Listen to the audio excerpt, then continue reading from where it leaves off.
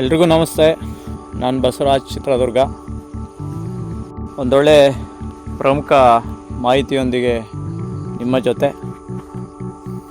ಮೊದಲಿಗೆ ನಿಮ್ಮೆಲ್ರಿಗೂ ವಿಶ್ವ ಆನೆ ದಿನಾಚರಣೆಯ ಶುಭಾಶಯಗಳು.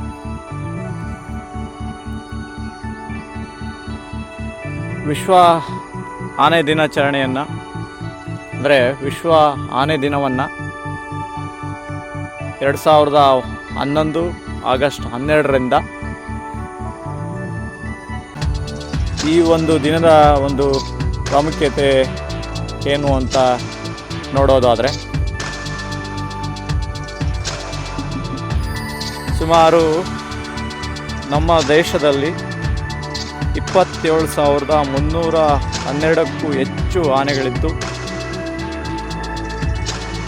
ಅದರಲ್ಲಿ ದಕ್ಷಿಣ ಭಾರತದಲ್ಲಿ ಅತಿ ಹೆಚ್ಚು ಆನೆಗಳನ್ನ ನಾವು ಕಾಣ್ತಾ ಹೋಗ್ಬೋದು. ಕರ್ನಾಟಕ, ತಮಿಳುನಾಡು, ಕೇರಳ ಈ ಥರ ದಕ್ಷಿಣ ಭಾರತದಲ್ಲಿ ಅತಿ ಹೆಚ್ಚು ಆನೆಗಳನ್ನ ನಾವು ಕಾಣ್ತಾ ಹೋಗ್ಬೋದು. ಅದರಲ್ಲಿ ವಿಶೇಷವಾಗಿ ಅತಿ ಹೆಚ್ಚು ಆನೆಗಳನ್ನು ಹೊಂದಿರುವಂಥ ರಾಜ್ಯ ಅಂದರೆ ಅದು ನಮ್ಮ ಕರ್ನಾಟಕದಲ್ಲಿ ಅಂತ ಹೇಳಲಿಕ್ಕೆ ನಾನು ಇಷ್ಟಪಡ್ತೀನಿ. ಸೊ ನಮ್ಮ ಕರ್ನಾಟಕದ ಮಟ್ಟಿಗೆ ನಾವು ನೋಡ್ತಾ ಹೋದರೆ ಎಷ್ಟು ಆನೆಗಳು ಇದೆ ಅಂತ ನೋಡ್ತಾ ಹೋದರೆ, ಕರ್ನಾಟಕದಲ್ಲಿ 6,395 ಆನೆಗಳು 6,395 ಆನೆಗಳು ನಮ್ಮ ಕರ್ನಾಟಕದಲ್ಲಿ ಇದ್ದಾವೆ ಅಂತ ಹೇಳಲಿಕ್ಕೆ ತುಂಬ ಹೆಮ್ಮೆ ಅನಿಸುತ್ತೆ. ಅದರಲ್ಲಿ ವಿಶೇಷವಾಗಿ ಬಂಡೀಪುರ ಅಭಯಾರಣ್ಯ ಇದೆಯಲ್ಲ, ಆ ಬಂಡೀಪುರ ಅಭಯಾರಣ್ಯದಲ್ಲಿ ಅತಿ ಹೆಚ್ಚು ಆನೆಗಳನ್ನ ನಾವು ನೋಡ್ತಾ ಹೋಗ್ಬೋದು. ಆನೆ ಬಂದ್ಬಿಟ್ಟು ವಿಶ್ವ ಪಾರಂಪರಿಕ ಪ್ರಾಣಿ ಅಂತಲೂ ಕರೆಯಲಾಗುತ್ತೆ. ಮತ್ತು ಪಾರಂಪರಿಕ ಪ್ರಾಣಿ ಅಂತಲೂ ನಮ್ಮ ಕರ್ನಾಟಕದ ಪಾರಂಪರಿಕ ಪ್ರಾಣಿ ಅಂತಲೂ ನಾವು ಕರಿತಾ ಹೋಗ್ತೀವಿ.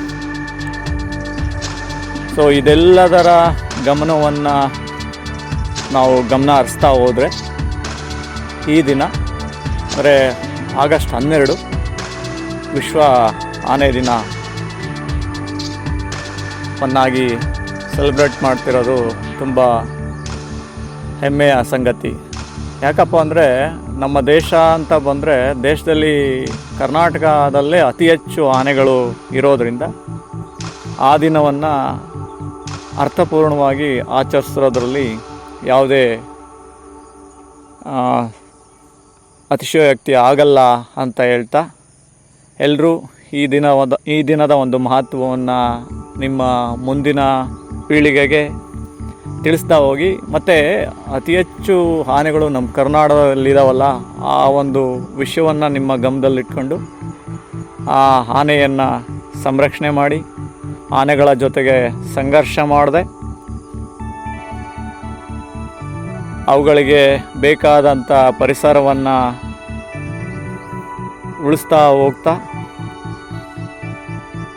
ಅವುಗಳನ್ನು ಇನ್ನೂ ಹೆಚ್ಚಿನ ಸಂತತಿ ನಮ್ಮ ಕರ್ನಾಟಕದಲ್ಲಿ ಬೆಳೀಲಿ ಅಂತ ಹೇಳ್ತಾ, ಧನ್ಯವಾದಗಳೊಂದಿಗೆ ಬಸವರಾಜ್.